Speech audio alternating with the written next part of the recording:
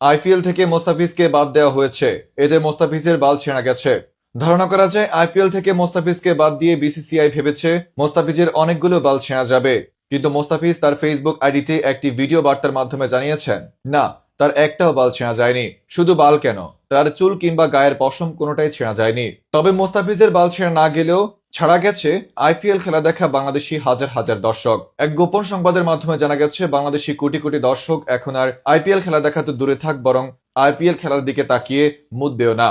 এদিকে শুধু বাংলাদেশি দর্শকরা নয়, বরং দেশপ্রেমিক জুয়ারিরাও এক হয়ে সিদ্ধান্ত নিয়েছে এবার নাকি তারা আইপিএল এর পক্ষে এক টাকাও জুয়া খেলবে না। তারা জানায় প্রয়োজনে উগান্ডা প্রিমিয়ার লিগের সাথে জুয়া খেলবো কিংবা পাড়ার ক্রিকেটে গিয়ে জুয়া লাগাবো, মাগার আইপিএল এ এক টাকাও তারা জুয়া খেলবে না।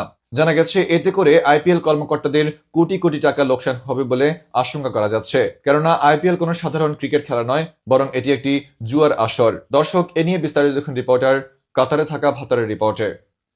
জুয়ার আসর থেকে মোস্তাফিজকে বাদ দেওয়া হয়েছে, মোস্তাফিজের জীবন থেকে অনেকগুলো গুনাহ কমে গেল।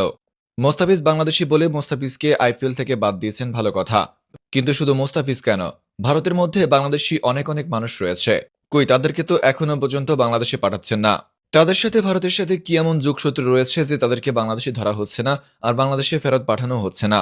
যাই হোক, সেদিকে আগাচ্ছি না। কথা হচ্ছে মোস্তাফিজকে বাংলাদেশে পাঠিয়ে দিয়ে আপনারা খুব একটা ভালো করেননি, উল্টো নিজের পায়ে নিজে কুড়াল দিয়েছেন।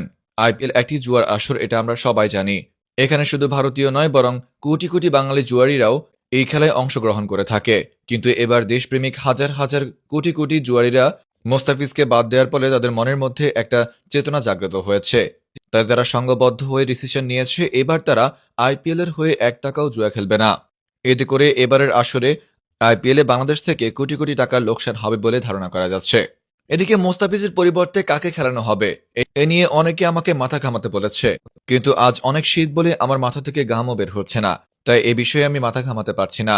তবে শুধু এটুকু বলছি, যেহেতু মোস্তাফিজকে বাদ দেওয়া হচ্ছে এবং সেখানে অন্য কাউকে খুঁজছে, তাই সেখানে সাদ্দাম, ইনান সহ ভারতীয় বেশ কয়েকজন ভালো ভালো খেলোয়াড়কে জায়গা দেওয়াটা সময়ের দাবি হয়ে দাঁড়িয়েছে। রিপোর্টার কাতারে থাকা ভাতার ফ্রম নিউজ ভাইয়া।